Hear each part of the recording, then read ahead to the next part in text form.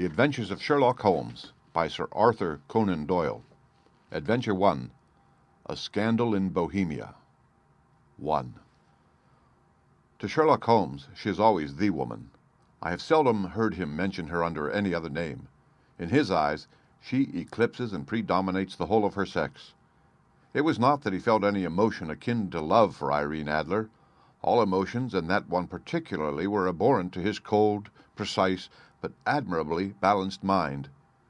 He was, I take it, the most perfect reasoning and observing machine that the world has seen.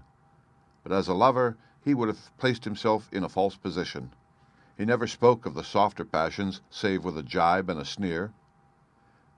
They were admirable things for the observer, excellent for drawing the veil from men's motives and actions, but for the trained reasoner to admit such intrusions into his own delicate and finely adjusted temperament was to introduce a distracting factor which might throw a doubt upon all his mental results. Grit in a sensitive instrument, or a crack in one of his own high-power lenses, would not be more disturbing than a strong emotion in a nature such as his. And yet there was but one woman to him, and that woman was the late Irene Adler, of dubious and questionable memory. I had seen little of Holmes lately. My marriage had drifted us away from each other.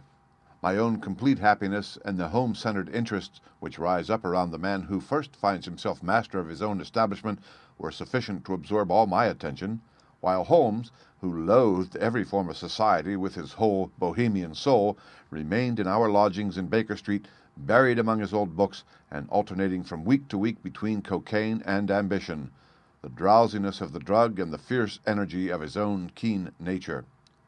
He was still, as ever, deeply attracted by the study of crime, and occupied his immense faculties and extraordinary powers of observation in following out those clues and clearing up those mysteries which had been abandoned as hopeless by the official police.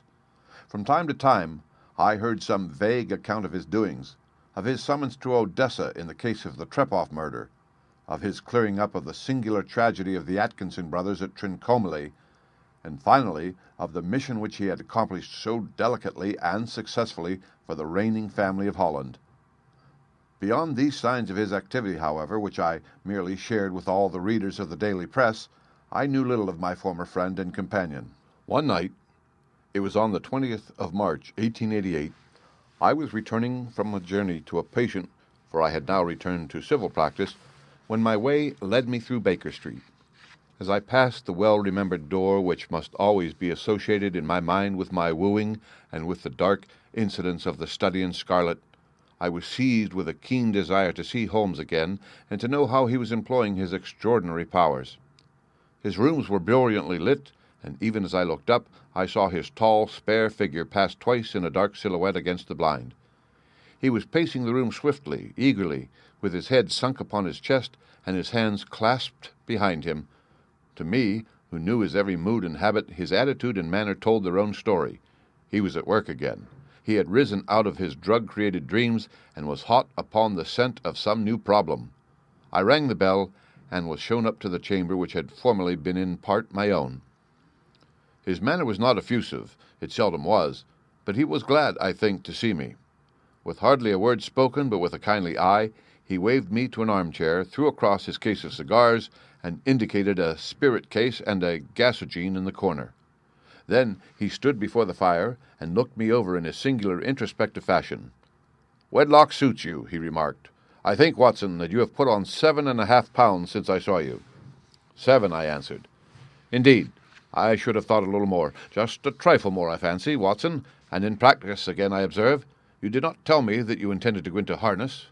"Then how did you know?" "I see it. I deduce it. How do I know that you have been getting yourself very wet lately, and that you have a most clumsy and careless servant girl?" "My dear Holmes," said I, "this is too much. You would certainly have been burned had you lived a few centuries ago. It is true that I had a country walk on Thursday and came home in a dreadful mess. But as I have changed my clothes, I can't imagine how you deduce it. As to Mary Jane, she is incorrigible, and my wife has given her notice, but there again, I fail to see how you work it out." He chuckled to himself and rubbed his long, nervous hands together. "It is simplicity itself," said he. "My eyes tell me that on the inside of your left shoe, just where the firelight strikes it, the leather is scored by 6 almost parallel cuts.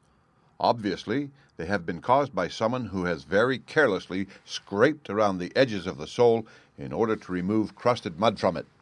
Hence, you see, my double deduction that you have been out in vile weather, and that you had a particularly malignant boot-slitting specimen of the London slavey. As to your practice, if a gentleman walks into my room smelling of iodoform, with a black mark of nitrate of silver upon his right forefinger, and a bulge on the right side of his top hat to show where he has secreted his stethoscope, I must be dull indeed if I do not pronounce him to be an active member of the medical profession. I could not help laughing at the ease with which he explained his process of deduction. When I hear you give your reasons, I remarked, the thing always appears to me to be so ridiculously simple that I could easily do it myself, though at each successive instance of your reasoning I am baffled until you explain your process, and yet I believe that my eyes are as good as yours. Quite so, he answered, lighting a cigarette and throwing himself down into an armchair. You see, but you do not observe. The distinction is clear. For example, you have frequently seen the steps which lead up from the hall to this room. Frequently. How often? Well, some hundreds of times. Then how many are there? How many? I don't know. Quite so. You have not observed, and yet you have seen. That is just my point. Now, I know that there are 17 steps because I have both seen and observed. By the way, since you are interested in these little problems, and since you are good enough to chronicle one or two of my trifling experiences, you may be interested in this. He threw over a sheet of thick, pink-tinted notepaper which had been lying open upon the table. It came by the late post, said he. Read it aloud. The note was undated and without either signature or address. There will call upon you tonight at 7:45, it said, a gentleman who desires to consult you upon a matter of the very deepest moment. Your recent services to one of the royal houses of Europe have shown that you are one who may safely be trusted with matters which are of an importance which can hardly be exaggerated. This account of you we have from all quarters received. Be in your chamber, then, at that hour, and do not take it amiss if your visitor wears a mask. This is indeed a mystery, I remarked. What do you imagine that it means? I have no data yet. It is a capital mistake to theorize before one has data. Insensibly one begins to twist facts to suit theories instead of theories to suit facts. But the note itself, what do you deduce from it? I carefully examined the writing and the paper upon which it was written. The man who wrote it was presumably well-to-do, I remarked, endeavoring to imitate my companion's processes. Such paper could not be bought under half a crown a packet. It is particularly strong and stiff. Peculiar, that is the very word, said Holmes. It is not an English paper at all. Hold it up to the light. I did so, and saw a large E with a small G, a capital P, and a large capital G with a small T woven into the texture of the paper. What do you make of that? Asked Holmes. The name of the maker, no doubt, or his monogram, rather. Not at all.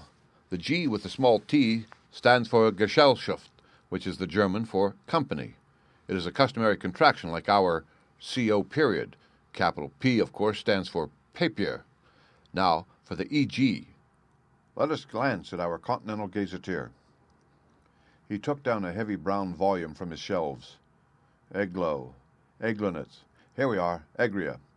It is in a German-speaking country, in Bohemia, not far from Carlsbad. Remarkable as being the scene of the death of Wallenstein, and for its numerous glass factories and paper mills. Ha, ha, ha, my boy, what do you make of that? His eyes sparkled, and he sent up a great blue triumphant cloud from his cigarette.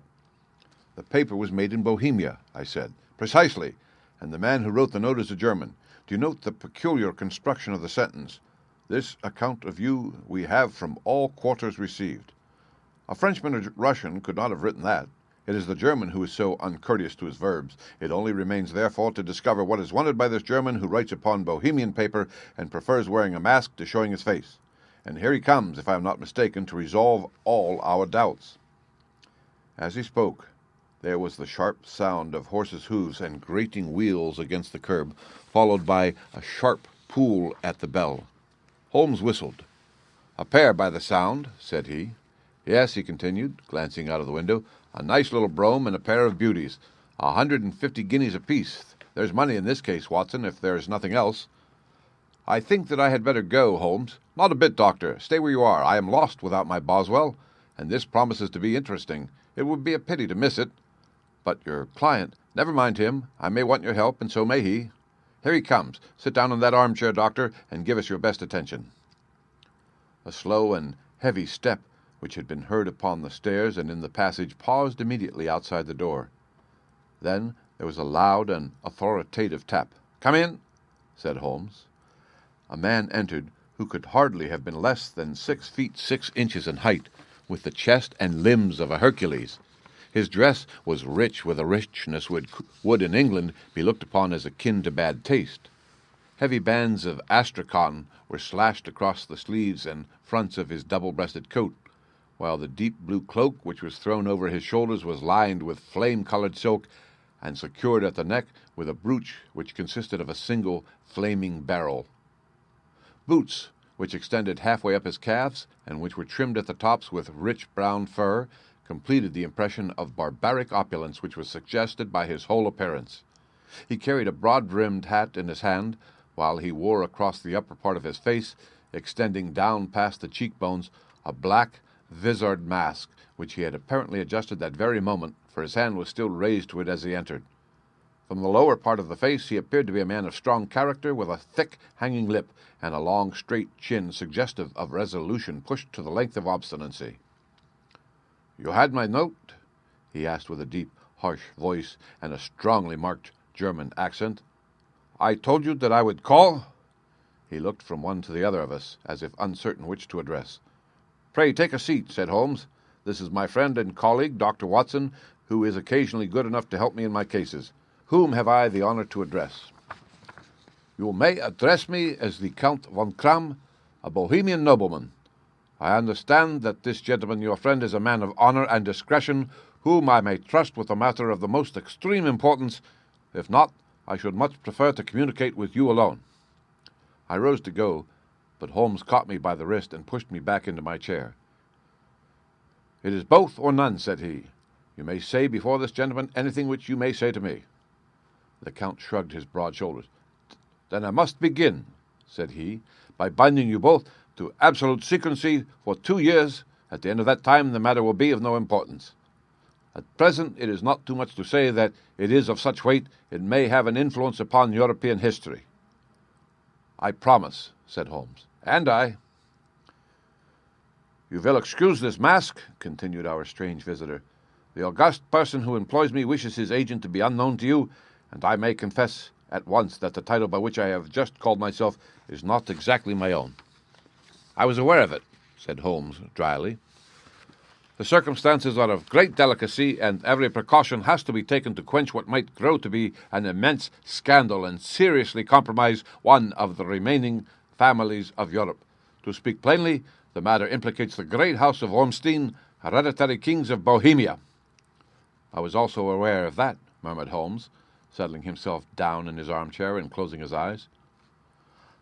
Our visitor glanced with some apparent surprise at the languid, lounging figure of the man who had been, no doubt, depicted to him as the most incisive reasoner and most energetic agent in Europe. Holmes slowly reopened his eyes and looked impatiently at his gigantic client. "If your Majesty would condescend to state your case," he remarked, "I should be better able to advise you." The man sprang from his chair and paced up and down the room in uncontrollable agitation. Then, with a gesture of desperation, he tore the mask from his face and hurled it upon the ground. "You are right," he cried. "I am the king. Why should I attempt to conceal it?" "Why, indeed," murmured Holmes. "Your Majesty had not spoken before I was aware that I was addressing Wilhelm Gottsfried Sigismund von Ormstein, Grand Duke of Cassel-Felstein and hereditary King of Bohemia." "But you can understand," said our strange visitor, sitting down once more and passing his hand over his high white forehead, "you can understand that I am not accustomed to doing such business in my own person. Yet the matter was so delicate that I could not confide it to an agent without putting myself in his power. I have come here incognito from Prague for the purpose of consulting you." "Then pray consult," said Holmes, shutting his eyes once more. "The facts are briefly these. Some 5 years ago, during a lengthy visit to Warsaw, I made the acquaintance of the well-known adventuress Irene Adler. The name is no doubt familiar to you." Kindly look her up in my index, Doctor, murmured Holmes, without opening his eyes. For many years he had adopted a system of docketing all paragraphs concerning men and things, so that it was difficult to name a subject or a person on which he could not at once furnish information. In this case, I found her biography sandwiched in between that of a Hebrew rabbi and that of a staff commander who had written a monograph upon the deep-sea fishes. "Let me see," said Holmes. Born in New Jersey in the year 1858. Contralto? La Scala? Prima donna, Imperial Opera of Warsaw? Yes. Retired from operatic stage? Living in London? Quite so. Your Majesty, as I understand, became entangled with this young person, wrote her some compromising letters, and is now desirous of getting those letters back. Precisely so. But how? Was there a secret marriage? None. No legal papers or certificates? None. Then I fail to follow, Your Majesty. If this young person should produce her letters for blackmailing or other purposes, how was she to prove their authenticity? That is the writing. Pooh, forgery. My private notepaper, stolen. My own seal, imitated. My photograph, bought. We were both in the photograph. Oh, dear. That is very bad. Your Majesty has indeed committed an indiscretion. I was mad, insane. You have compromised yourself seriously. I was only Crown Prince then. I was young. I am but 30 now. It must be recovered. We have tried and failed. Your Majesty must pay. It must be bought. She will not sell. Stolen, then. 5 attempts have been made. Twice, burglars in my pay ransacked her house. Once, we diverted her luggage when she traveled. Twice, she has been waylaid. There has been no result. No sign of it? Absolutely none. Holmes laughed. It is quite a pretty little problem, said he. But a very serious one to me, returned the king reproachfully. Very indeed. And what does she propose to do with the photograph? To ruin me. But how? I am about to be married, so I have heard, to Clotilde Lothman von Saxe-Meiningen, second daughter of the King of Scandinavia. You may know the strict principles of her family. She is herself the very soul of delicacy. A shadow of a doubt as to my conduct would bring the matter to an end. And Irene Adler? Threatens to send them the photograph, and she will do it. I know that she will do it. You do not know her, but she has a soul of steel. She has the face of the most beautiful of women and the mind of the most resolute of men. Rather that I should marry another woman, there are no lengths to which she would not go. None. You are sure that she has not sent it yet? I am sure. And why? Because she had said she would send it on the day when the betrothal was publicly proclaimed. That will be next Monday. Oh, then we have 3 days yet, said Holmes with a yawn. That is very fortunate. As I have 1 or 2 matters of importance to look into just at present, Your Majesty will, of course, stay in London for the present? Certainly. You will find me at the Langham under the name of the Count von Kram. Then I shall drop you a line to let you know how we progress. Pray do so. I shall be all anxiety. Then, as to money, you have carte blanche. Absolutely. I tell you that I would give 1 of the provinces of my kingdom to have that photograph. And for present expenses, the king took a heavy chamois leather bag from under his coat and laid it on the table. There are 300 pounds in gold and 700 in notes, he said. Holmes scribbled a receipt upon a sheet of his notebook paper and handed it to him. And mademoiselle's address? He asked. In Drury Lodge, Serpentine Avenue, St. John Wood. Holmes took a note of it. 1 other question, said he. Was the photograph a cabinet? It was. Then good night, Your Majesty, and I trust that we shall soon have some good news for you.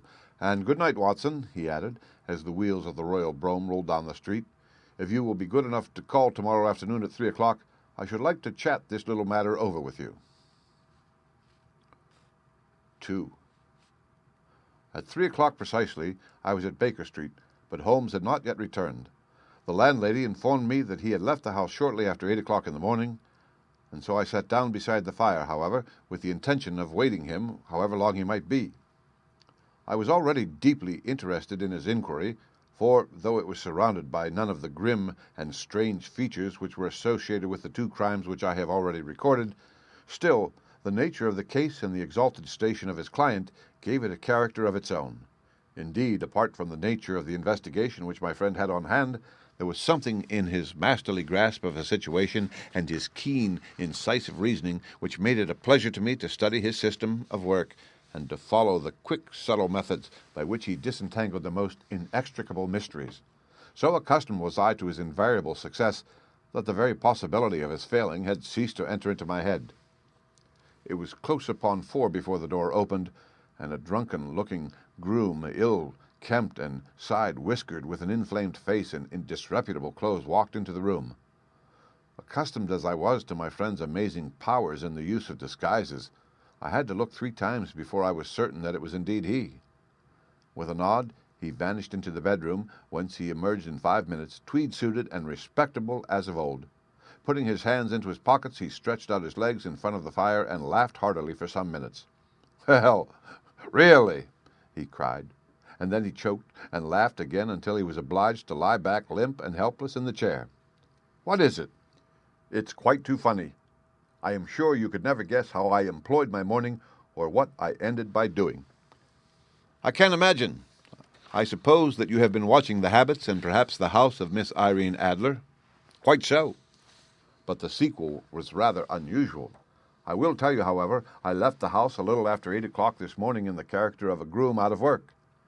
There is a wonderful sympathy and freemasonry among horsey men. Be one of them, and you will know all that there is to know. I soon found Briony Lodge. It is a bijou villa with a garden at the back, but built out in front right up to the road, 2 stories.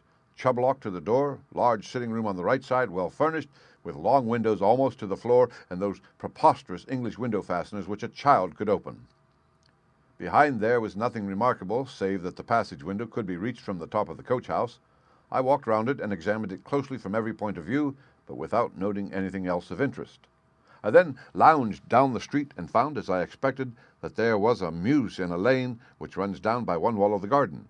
I lent the ostlers a hand in rubbing down their horses and received in exchange 2pence, a glass of half and half, 2 fills of shag tobacco, and as much information as I could desire about Miss Adler, to say nothing of 6 other people in the neighborhood in whom I was not in the least interested, but whose biographies I was compelled to listen to. "And what of Irene Adler?" I asked. "Oh, she has turned all the men's heads down in that part. She is the daintiest thing under a bonnet on this planet.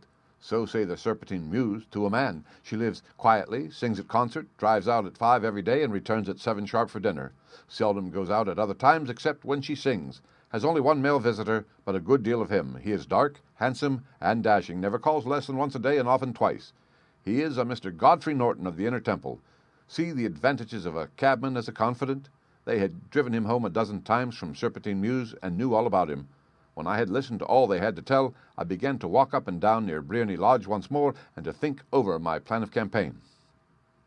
This Godfrey Norton was evidently an important factor in the matter. He was a lawyer. That sounded ominous. What was the relation between them, and what the object of his repeated visits? Was she his client, his friend, or his mistress? If the former, she had probably transferred the photograph to his keeping. If the latter, it was less likely. On the issue of this question depended whether I should continue my work at Briony Lodge or turn my attention to the gentlemen's chambers in the Temple. It was a delicate point, and it widened the field of my inquiry. I fear that I bore you with these details, but I have to let you see my little difficulties if you are to understand the situation. "I am following you closely," I answered.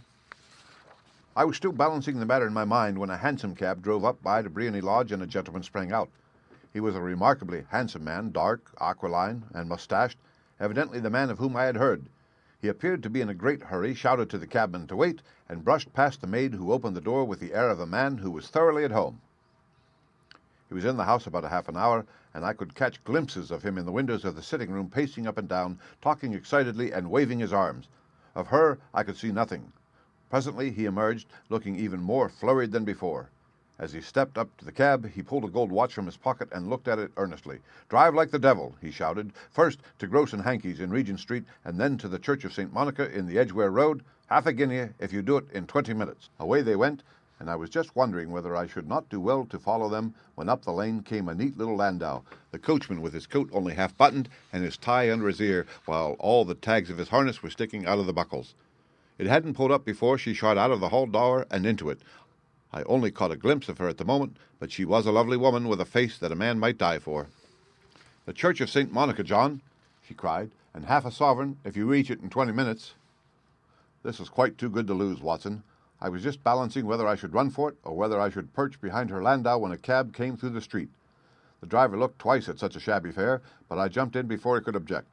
"The Church of St. Monica," said I, "and a half a sovereign if you reach it in 20 minutes. It was 25 minutes to 12, and of course it was clear enough what was in the wind. My cabby drove fast. I don't think I ever drove faster, but the others were there before us. The cab and the landau with their steaming horses were in front of the door when I arrived. I paid the man and hurried into the church. There was not a soul there save the two of them who I had followed and a surpliced clergyman who seemed to be expostulating with them. They were all three standing in a knot in front of the altar. I lounged up the side aisle like any other idler who has dropped into a church.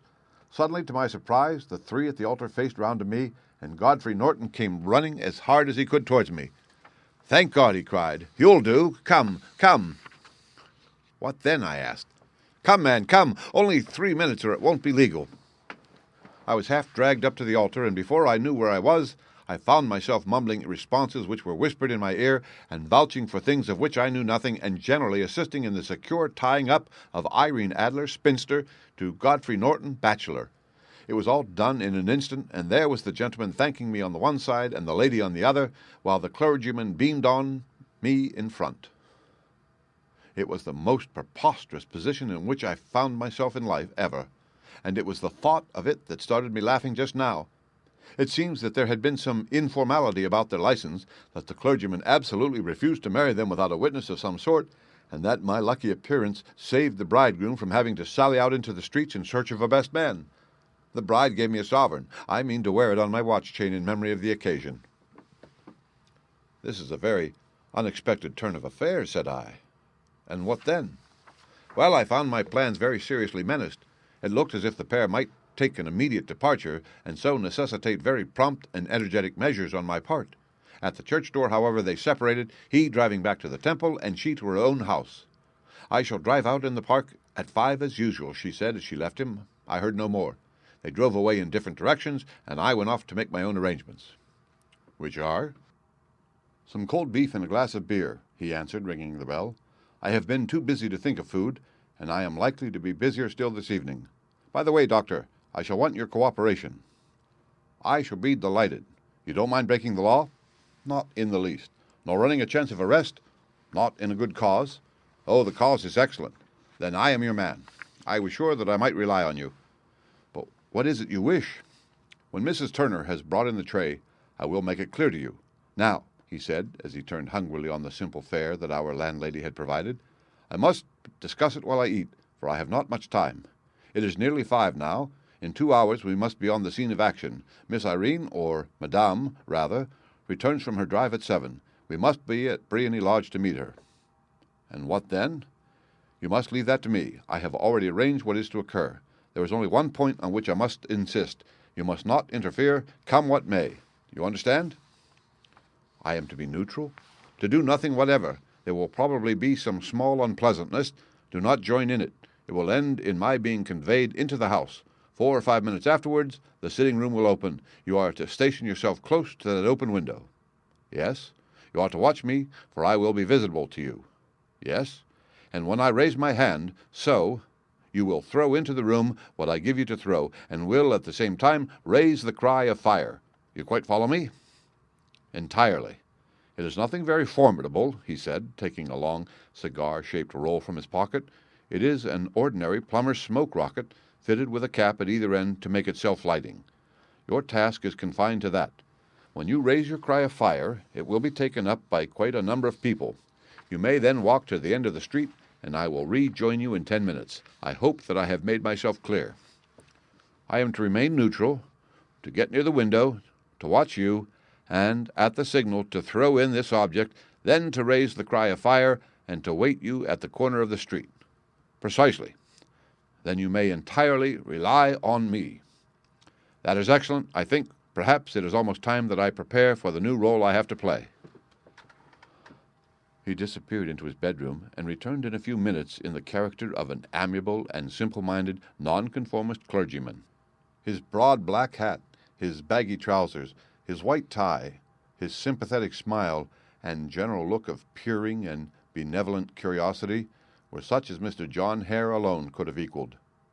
It was not merely that Holmes changed his costume. His expression, his manner, his very soul seemed to vary with every fresh part that he assumed. The stage lost a fine actor, even as science lost an acute reasoner when he became a specialist in crime. It was 6:15 when we left Baker Street, and it still wanted 10 minutes to the hour when we found ourselves in Serpentine Avenue. It was already dusk, and the lamps were just being lighted as we paced up and down in front of Briony Lodge, waiting for the coming of its occupant. The house was just as I had pictured it from Sherlock Holmes' succinct description, but the locality appeared to be less private than I expected. On the contrary, for a small street in a quiet neighborhood, it was remarkably animated. There was a group of shabbily dressed men smoking and laughing in a corner, a scissors grinder with his wheel, 2 guardsmen who were flirting with a nurse girl, and several well-dressed young men who were lounging up and down with cigars in their mouths. "You see," remarked Holmes as we paced to and fro in front of the house, "this marriage rather simplifies matters. The photograph becomes a double-edged weapon now. The chances are that she would be as averse to its being seen by Mr. Godfrey Norton as our client is to its coming to the eyes of his princess. Now the question is, where are we to find the photograph?" "Where, indeed? It is most likely that she carries it about with her. It is cabinet size, too large for easy concealment about a woman's dress. She knows that the king is capable of having her waylaid and searched. 2 attempts of the sort have already been made. We may take it, then, that she does not carry it about with her." "Where, then?" "Her banker or her lawyer. There is that double possibility, but I am inclined to think neither. Women are naturally secretive, and they like to do their own secreting. Why should she hand it over to anyone else? She could trust her own guardianship, but she could not tell what indirect or political influence might be brought to bear upon a businessman. Besides, remember that she had resolved to use it within a few days. It must be where she can lay her hands upon it. It must be in her own house." "But it has twice been burgled." "Pshaw! They do not know how to look." "But how will you look?" "I will not look." "What then?" "I will get her to show me." "But she will refuse." "She will not be able to. But I hear the rumble of wheels. It is her carriage. Now carry out my orders to the letter." As he spoke, the gleam of the sidelights of a carriage came round the curve of the avenue. It was a smart little landau which rattled up to the door of Briony Lodge. As it pulled up, one of the loafing men at the corner dashed forward to open the door in the hope of earning a copper, but was elbowed away by another loafer who had rushed up with the same intention. A fierce quarrel broke out, which was increased by the 2 guardsmen who took sides with one of the loungers, and by the scissors grinder who was equally hot upon the other side. A blow was struck, and in an instant the lady who had stepped from her carriage was the center of a little knot of flushed and struggling men who struck savagely at each other with their fists and sticks. Holmes dashed into the crowd to protect the lady, but just as he reached her he gave a cry and dropped to the ground with the blood running freely down his face. At his fall, the guardsmen took to their heels in one direction and the loungers in the other, while a number of better-dressed people who had watched the scuffle without taking part in it crowded in to help the lady and to attend to the injured man. Irene Adler, as I will still call her, had hurried up the steps, but she stood at the top with her superb figure outlined against the lights of the hall, looking back into the street. "Is the poor gentleman much hurt?" she asked. "He is dead," cried several voices. "No, no, there's life in him," shouted another, "but he'll be gone before you can get him to hospital." "He's a brave fellow," said a woman. "They would have had the lady's purse and watch if it hadn't been for him. They were a gang, and a rough one, too. Ah, he's breathing now. He can't lie in the street. May we bring him in, ma'am?" "Surely. Bring him into the sitting-room. There is a comfortable sofa. This way, please." Slowly and solemnly he was borne into Briony Lodge and laid out in the principal room, while I still observed the proceedings from my post by the window. The lamps had been lit, but the blinds had not been drawn, so that I could see Holmes as he lay upon the couch.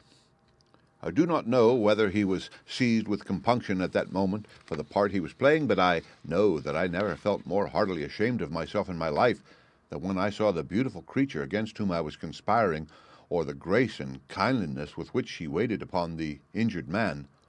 And yet it would be the blackest treachery to Holmes to draw back now from the part which he had entrusted to me. I hardened my heart, and took the smoke rocket from under my ulster. After all, I thought, We are not injuring her. We are but preventing her from injuring another." Holmes had sat up upon the couch, and I saw him motion like a man who is in need of air.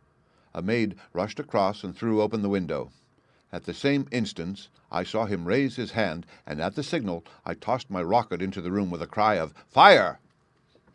The word was no sooner out of my mouth than the whole crowd of spectators, well-dressed and ill, gentlemen, ostlers, and servant-maids, joined in a general shriek of "Fire!" Thick clouds of smoke curled through the room and out at the open window.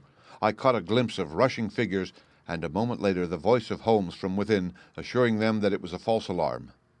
Slipping through the shouting crowd, I made my way to the corner of the street, and in 10 minutes was rejoiced to find my friend's arm in mine, and to get away from the scene of uproar. He walked swiftly and in silence for some minutes until we had turned down one of the quiet streets which led towards the Edgware Road. "You did it very nicely, Doctor," he remarked. "Nothing could have been better. It is all right.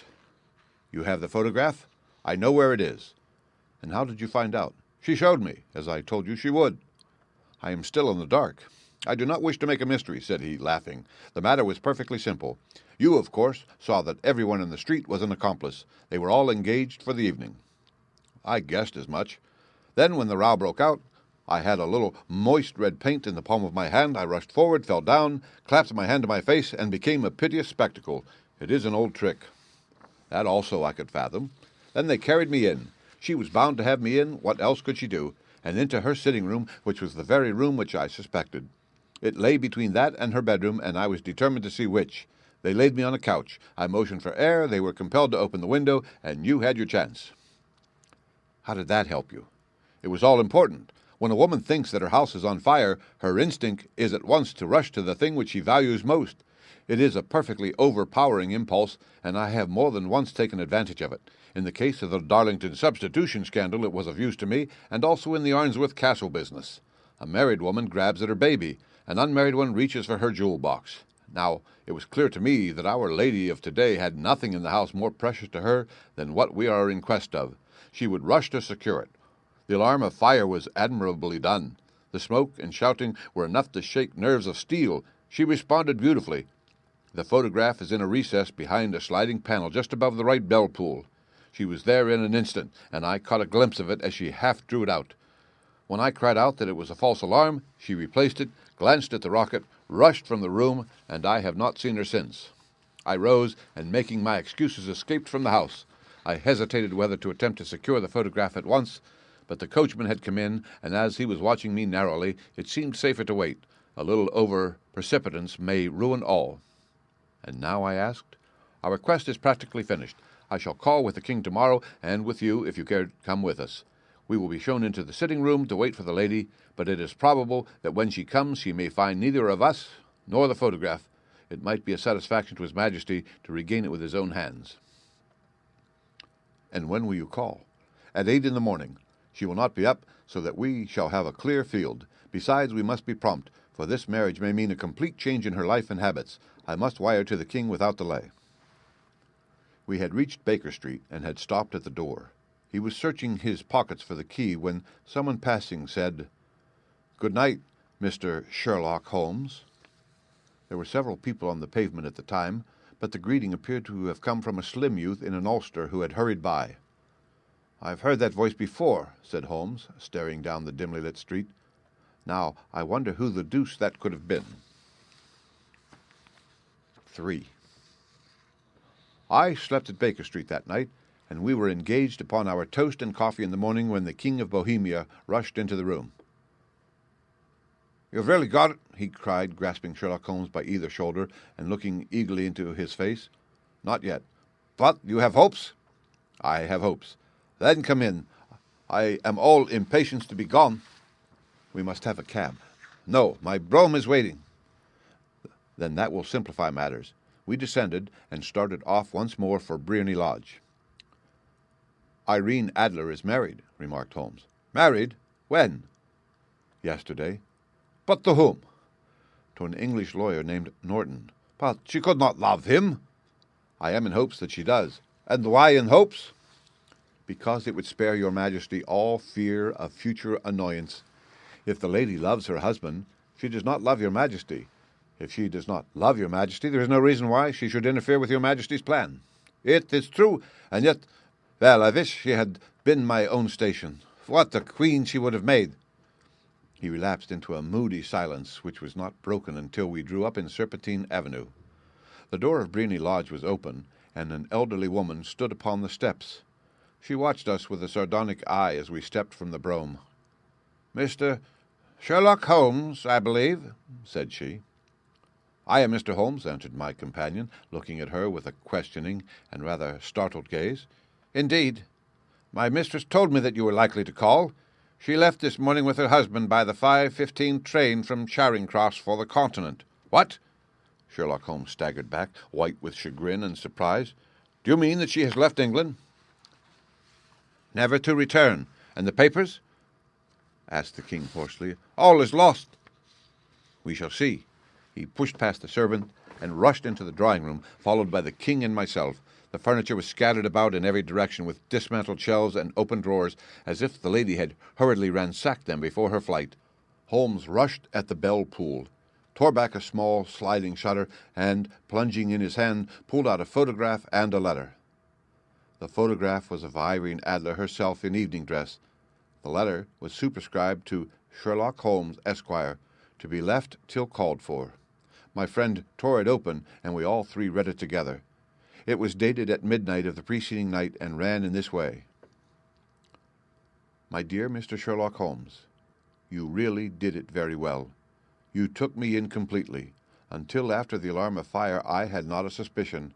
But then, when I found how I had betrayed myself, I began to think.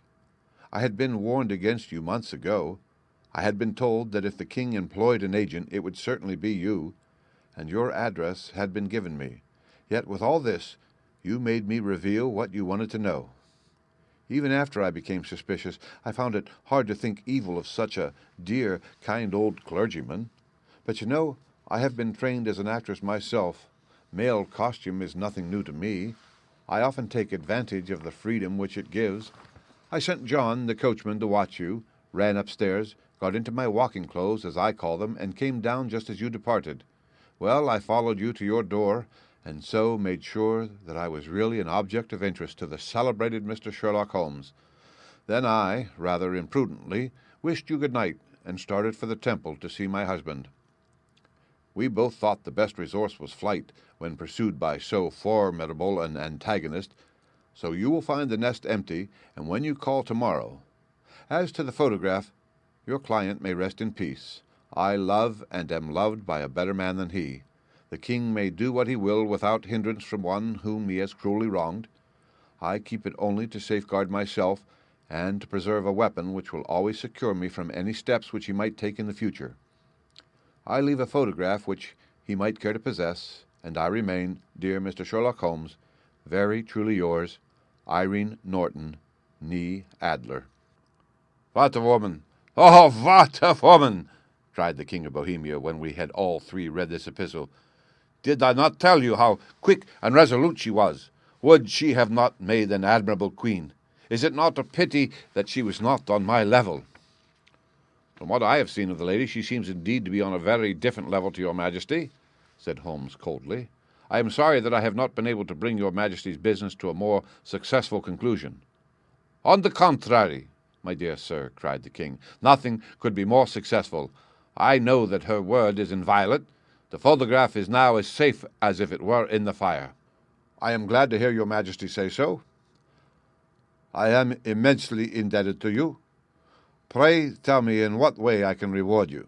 This ring—" He slipped an emerald snake ring from his finger and held it out upon the palm of his hand. "Your Majesty has something which I should value even more highly," said Holmes. "You have but to name it." "This photograph." The king stared at him in amazement. "Irene's photograph?" he cried. "Certainly, if you wish it." "I thank your Majesty. Then there is no more to be done in the matter. I have the honor to wish you a very good morning." He bowed, and turning away without observing the hand which the king had stretched out to him, he set off in my company for his chambers. And that was how a great scandal threatened to affect the kingdom of Bohemia, and how the best plans of Mr. Sherlock Holmes were beaten by a woman's wit. He used to make merry over the cleverness of women, but I have not heard him do it of late, and when he speaks of Irene Adler, or when he refers to her photograph, it is always under the honorable title of The Woman. The End. Read by Rick Kishner for Lit2Go on the web at fcit.usf.edu.